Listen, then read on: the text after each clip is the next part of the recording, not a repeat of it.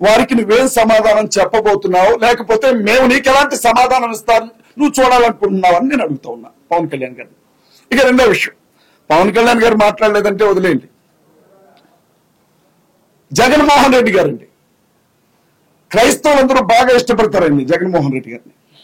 జగన్మోహన్ రెడ్డి గారు వ్యక్తిగతంగా ఆయనకు వచ్చిన ఇమేజ్ కాదది. రాజశేఖర్ రెడ్డి గారి ఏకైక కొడుకు కావడం, రాజశేఖర్ రెడ్డి గారు దుర్మరణం చెందటం, ఆ విధంగా ఆయన ప్రజల్లో సానుభూతిని తీసుకున్నాడు, వారసత్వాన్ని లెగసీని తీసుకున్నాడు. ఆయన అనేక సార్లు చెప్పాడు, మీరు వినే ఉంటారు, నేను ఒక క్రైస్తవుణ్ణి, నేను బైబిల్ని నమ్ముతాను, నేను 4 గోడల మధ్య ప్రార్థన చేసుకుంటాను, మా అమ్మ ఒక క్రైస్తవురాలు అని అనేక సందర్భాల్లో చెప్పారు.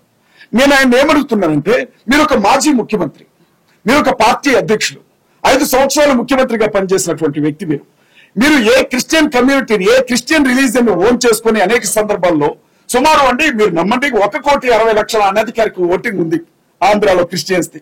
1,60,00,000 అనధికారిక ఓటింగ్.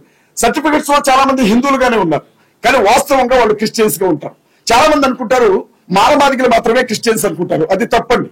బీసీల్లో క్రిస్టియన్స్ ఉన్నారు, ఎస్టీలో క్రిస్టియన్స్ ఉన్నారు, కమ్మల్లో క్రిస్టియన్స్ ఉన్నారు, రెడ్లలో క్రిస్టియన్స్ ఉన్నారు, వెలమల్లో క్రిస్టియన్స్ ఉన్నారు, రిలీజియన్ పరంగా అనేక కులాల్లో క్రిస్టియన్స్ ఉన్నారు. వీళ్ళందరూ కూడా జగన్మోహన్ రెడ్డి గారిని ఎవరేమనుకున్నా మావాడు అనుకొని పల్లకిలో తీసుకుని వెళ్ళి ముఖ్యమంత్రి పదవిలో కూర్చోబెడితే, మణిపూర్ లో అంత పెద్ద విధ్వంసం జరిగినప్పుడు భారతీయ జనతా పార్టీకే మద్దతు పలికాడు తప్ప వ్యతిరేకంగా ఓటు వేయాలి. అప్పుడే అందరి మనసు విరిగిపోయింది దాని మీద. కానీ తన సొంత రాష్ట్రంలో ఒక గొప్ప దైవజనుడు అనుమానాస్పద స్థితిలో చనిపోయి ఉంటే నోరు తెరచి ఇది హత్యనా, ఇది యాక్సిడెంట్నా, నా తోటి క్రైస్తవులు, నన్ను గెలిపించిన వారు, నాకు అండగా నిలబడిన వారంతా ఏడుస్తున్నారు, ఏడవడమే తప్ప ఏమీ చేయడం చేతగాని వాళ్ళు, నేను మాట్లాడాలని ఒక్క మాట కూడా జగన్మోహన్ రెడ్డి మాట్లాడలేదండి. నేను అడిగాను జగన్మోహన్ రెడ్డి గారిని, కనీసం ఇది 2 రాష్ట్రాల సమస్య అయిపోయింది. ఆ మనిషి ఏమో తెలంగాణలో బ్రతికే మనిషి, చనిపోయిందేమో ఆంధ్రాలో చనిపోయాడు. తెలంగాణ ప్రాంతంలోనికి ఆయన శవాన్ని తీసుకుని వచ్చినప్పుడు నువ్వు పార్టీ అధ్యక్షుడిగా రాకపోయినావు, మాజీ ముఖ్యమంత్రిగా రాకపోయినావు, కనీసం ఒక క్రైస్తవుడిగా ఆ ఇంటికి సానుభూతి తెలపడానికైనా రాలేకపోయావు, నీ కాళ్ళేమైపోయావు నేను అడుగుతా ఉన్నాయి వాళ్ళ జగన్మోహన్ రెడ్డి. నేను వాళ్ళు చెప్తా ఉన్నా, మాజీ ముఖ్యమంత్రి జగన్మోహన్ రెడ్డి గారు, వైఎస్ఆర్ కాంగ్రెస్ పార్టీ అధ్యక్షుడు జగన్మోహన్ రెడ్డి గారు, క్రైస్తవుల దెబ్బలా ఉంటుందో చూపిస్తాను, కాసుకోండి, సవాల్ చేసి చెప్తా ఉన్నా జగన్మోహన్ రెడ్డికి. ఇన్ని రోజులు భుజాల మీద నేను మోసినాం కదా, ఈ భుజాల మీద నుంచి నిన్ను నేల మీద ఎట్లా పడగొడతామో కూడా జగన్మోహన్ రెడ్డి చూసుకోవాలా. జగన్మోహన్ రెడ్డికి ఒక్క ఓటు కూడా పడనివ్వండి మేము చెప్తా ఉన్నాం. ఆంధ్ర రాష్ట్రంలో చాలా మంది అనుకుంటున్నారు జగన్ డబ్బులు ఇచ్చి మీటింగ్లు పెట్టిస్తున్నాడు అని అనుకుంటున్నాడు. జగన్మోహన్ రెడ్డి గారికి 2 లక్షల కోట్లు 3 లక్షల కోట్లు ఆస్తున్న మా ఆత్మగౌరవం ఉందది మాకు వెంటికతో సమానం. చేతులు చాపి వాళ్ళ దగ్గర వీళ్ళ దగ్గర డబ్బు తీసుకుని ఒక మనిషి చావుని ఉపయోగించుకోవాలనుకునే దుస్థితికి మేము ఇంకా దిగజారలేదు.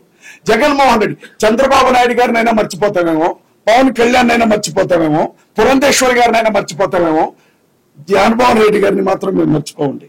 ఆయనకి ఖచ్చితంగా రివర్స్ గిఫ్ట్ ఇస్తాం, రిటర్న్ గిఫ్ట్ ఇస్తాం. మేము ఈ విషయం చాలా స్పష్టంగా చెప్పాలనుకునే ఈ రోజు మేము ప్రెస్ మీట్ ఏర్పాటు చేస్తాం. ఇంకొక విషయం చెప్తా ఉన్నాను నేను, మన తెలంగాణలో ఇక చంద్రబాబు గారి గురించి చెప్పేది ఉందండి, మీ అందరికీ తెలుసు.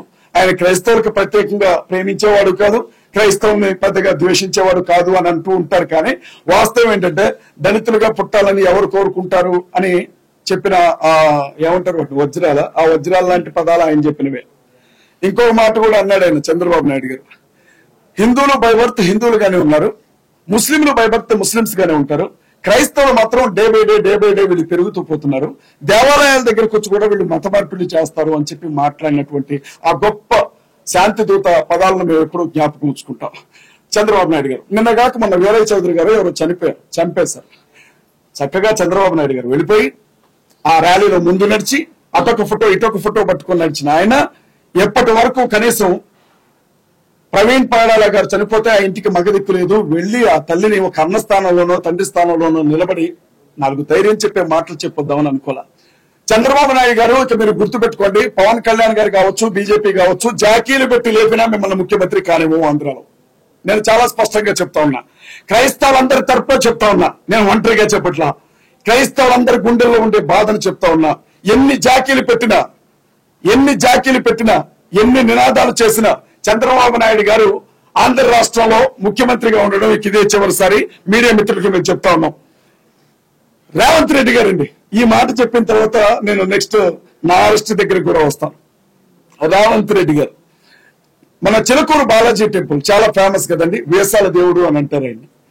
ఆ టెంపుల్ పూజారి గారిని వీర రాఘవరెడ్డి ఆయన పేరేదో ఉంది, ఆయన పట్టుకొని కొడితే ప్రతిపక్షాలు కదిలాయి, అధికార పక్షాలు కదిలాయి, కేసులు నమోదు చేశారు, అరెస్ట్ చేశారు. రేవంత్ రెడ్డి గారు ఫోన్ లో మాట్లాడారు, మీరు భయపడకండి రంగరాజన్ గారు, నేను మీకు తోడుగా ఉన్నాను అని చెప్పారు. నేను కాంగ్రెస్ పార్టీలో ప్రచార కమిటీ స్టేట్ కోఆర్డినేటర్ గా ఉన్నానండి, ఇప్పుడు కూడా ప్రజెంట్ కూడా. ఇంకా నేను రాజీనామా చేయలేదు, ఈ వేదిక మీద నేను దాన్ని ప్రకటించబోతున్నాను. అలాంటి రేవంత్ రెడ్డి గారు తెలంగాణకి సంబంధించిన ఒక మనిషి దిక్కులేని స్థితిలో అక్కడ ఒక శవంలా పడిపోయి ఉంటే ఏం జరిగిందని ఒక్క మాట కూడా మాట్లాడలేదండి రేవంత్ రెడ్డి గారు. కేటీఆర్ గారు బీఆర్ఎస్ పార్టీ అధ్యక్షులు ఒక్క మాట కూడా మాట్లాడలేదండి. నేను అడుగుతా ఉన్నా, మేమేమన్నా కుష్ఠరోగులమా? క్రైస్తవులను ఏమైనా వెలేశారా ఆంధ్ర తెలంగాణ రాష్ట్రాల్లో? మేమేమన్నా అంటరాని వారం అయిపోయామా? మమ్మల్ని మీరు ముట్టుకుంటే, మా గురించి మాట్లాడితే కూడా మీకు మైలు తగులుతుందా అని నేను అడుగుతా ఉన్నా ఇవాళ.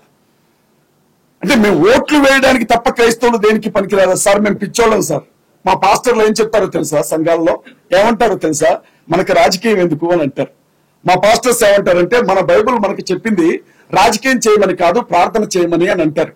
అలాంటి పాస్టర్లని ఆంధ్ర తెలంగాణలో పట్టుకొని కుట్టిన అనేక సందర్భాలు ఉన్నాయి. చర్చిల్ని పడగొట్టిన అనేక సందర్భాలు ఉన్నాయి. బైబుల్ గ్రంథాలను తగలబెట్టిన అనేక సందర్భాలు ఉన్నాయి.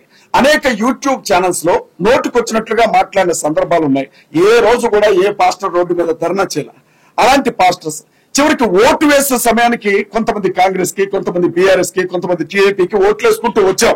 మేము మా పార్టీలు అనుకున్నాం, కానీ పార్టీలన్నీ కూడా క్రైస్తవ విషయానికి వచ్చేసరికి మీరు దేనికి పనికిరాని చెత్త నా కొడుకులరా, మీకోసం మాట్లాడడానికి ఇక్కడ ఎవరూ లేరు, మీరు అనాథ నా కొడుకులరా అని మా క్రైస్తవుని అవమానించాయి ఆంధ్ర తెలంగాణ పార్టీలు. కాబట్టి మేమేమనుకుంటున్నామంటే, ఇన్ని రోజులు హనుమంతుడికి తన బలం తెలియదంట. హనుమంతుడిని ఎవరైనా పొగిడితేనే తన బలం ఏంటో తనకు తెలుస్తుందట. క్రైస్తవులు కూడా వాళ్ళ బలం ఏంటో వాళ్ళకి తెలియదు.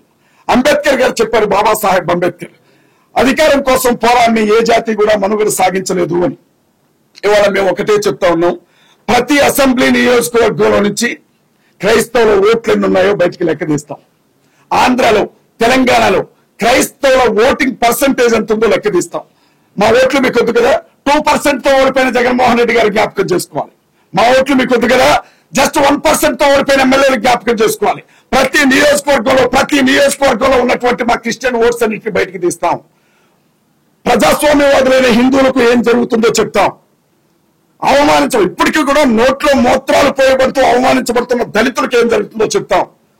భారతదేశంలో పుట్టినంత మాత్రాన ఈ దేశ భక్తి ఉండదు, భారతదేశంలో పుట్టినంత మాత్రాన వీళ్ళు ఈ దేశ ప్రజలు కారు, వీళ్ళు ఎప్పుడు పాకిస్తాన్కే వత్తాదు పలుకుతారు అని మాట్లాడుతున్న ముస్లిం సహోదరులు కూడా కలుపుకుంటాం. రాబోయే ఎన్నికల్లో తప్పనిసరిగా మమ్మల్ని తొక్కిపట్టిన ఈ రాజకీయ పార్టీలను తొక్కిపట్టి నరం చేస్తాం. అది చెప్పడానికి ప్రెస్ మీట్ ఏర్పాటు చేస్తాం. ఎట్టి పరిస్థితుల్లో వదిలిపెట్టే రాజకీయ పార్టీ. మీరు అనుకోవచ్చు, అది సాధ్యమేనా? రాజకీయం అంటే డబ్బుతో కూడుకుంది, కులంతో కూడుకుంది, మతంతో కూడుకుంది, ప్రాంతంతో కూడుకుంది, ఇది సాధ్యమేనా అని మీరు అనొచ్చు. అయితే క్రైస్తవులు ఎప్పుడూ ఒక గీత వెనుకుంటారు. ఆ గీత దేవుని మాట. ఆ గీత దాటి ముందుకు రారు. ప్రవీణ్ పగడాల గారి మరణం తర్వాత రాజకీయ పార్టీలు వేసిన ఎత్తులన్నీ చూసిన తర్వాత ఆ గీత తెగింది క్రైస్తవ సమాజానికి. ఇప్పుడు ఏమంటున్నారు తెలుసా? పాస్టర్స్ అంటున్నారు మేము పోటీ చేస్తాం రాబోయే సర్పంచ్ ఎన్నికల్లో. పాస్టర్స్ చెప్తున్నారు మేము పోటీ చేస్తాం రాబోయే ఎమ్మెల్యే ఎన్నికల్లో. మా ఒక్క ఓటు ఈ రాజకీయ పార్టీలకు పడ్డా మేము వ్యభిచారం చేసినట్లే. ఒక్క ఓటు కూడా ఆంధ్ర తెలంగాణలో వాళ్ళకి పడలేమో, ఎట్టి పరిస్థితుల్లో వాళ్ళకి మా సపోర్ట్ దొరకదు అని చెప్తున్నారు. యునైట్ చేస్తాం ఖచ్చితంగా. ఇంకొక విషయం చెప్తాను, అవి చెప్పిన నన్ను అరెస్ట్ చేసిన విషయం మీ అందరికీ తెలుసు. మీకు చాలా అనుమానాలు ఉంటాయి, మీరు నన్ను చాలా ప్రశ్నలు అడుగుదామని ఫిక్స్ అయిపోయి ఉంటారు. ఆల్రెడీ మేనిఫెస్టో తయారై ఉంటుంది మీ దగ్గర, నాకు తెలుసు ఆ విషయం. నన్ను ఎందుకు అరెస్ట్ చేశారో చెప్తాను. ఫస్ట్ అరెస్ట్ చేయొచ్చో లేదో తర్వాత సంగతి. ఒక యూట్యూబ్ ఛానల్లో డిస్కషన్ జరుగుతుంది. రాధా మనోహర్ దాస్ అనే ఒక వ్యక్తి